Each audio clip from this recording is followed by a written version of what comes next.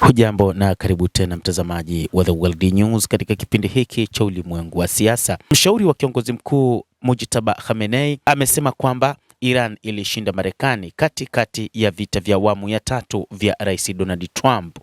Mohsen Rezai, mshauri mkuu wa kiongozi muadhamu wa serikali ya mapinduzi ya Kiislamu huko Iran, amesema kuwa Marekani ilishindwa katikati ya vita vya tatu vya Rais wa Marekani Donald Trump dhidi ya Iran, huku vikosi vya ulinzi vya Iran vikivuruga mipango ya Marekani kuilazimisha kuhamisha vituo vyake vya amri na wanajeshi wengi wa nchi hiyo wakiangamizwa na kujeruhiwa, hatua iliyozidisha kushindwa kwingine kukubwa katika rekodi ya kufeli kwa Marekani.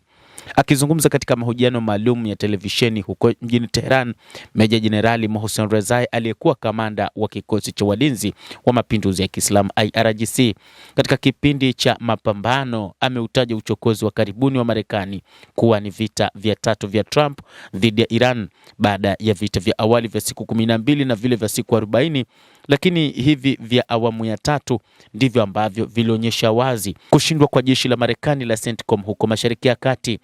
na vita hivi vya Rais Donald Trump alivyovianzisha. Shauri huyo wa kiongozi mkuu wa serikali ya mapinduzi ya Iran Ayatollah Mujtaba Khamenei amefichua kuwa Iran ilijiandaa kushambulia maeneo matatu ndani ya Ukraine ili kujibu shambulio dhidi ya meli yake, lakini ilisitisha operesheni hiyo baada ya Kiev kuomba radhi, ikidai kuwa tukio hilo lilijiri kimakosa. Amesema Iran inaendelea kusisitiza kuwa lazima ilipwe fidia ya shambulizi dhidi ya meli yake.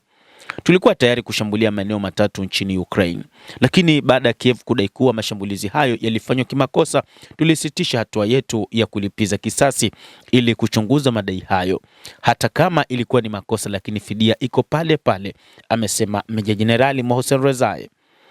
Katika mahojiano hayo ya televisheni, mshauri huyo wa kiongozi mkuu muadhamu wa serikali ya mapinduzi pia ametoa mkono wa pole kwa mnasaba wa maombolezo ya 40 Imamu Hussein, na amesema Iran imepiga hatua kubwa katika njia ya kuelekea kwenye ushindi na inapaswa kudumisha umoja na uimara wake kwa busara na kufuata miongozo na misingi iliyowekwa na aliyekuwa kiongozi mkuu wa serikali ya mapinduzi ya Iran Khamenei, misingi inayozingatia heshima, hekima na maslahi ya taifa. Hata hivyo, amesema kwamba katika nyakati za mapambano yote wa Iran waliungana pamoja, wameshirikiana kwa pamoja na wamejibu mapigo kwa kuangalia namna wanavyoweza kuilinda ardhi yao kama ambavyo imekuwa sera ya kimapinduzi. Kwanza kuilinda ardhi ya nyumbani, ardhi ya Kiajemi ni jambo muhimu ambalo kwa sasa limefanyika kama ambavyo iliagizwa na viongozi wa kimapinduzi waliopita, akiwa ni pamoja na kiongozi mkuu aliyeuawa Ayatollah Khamenei.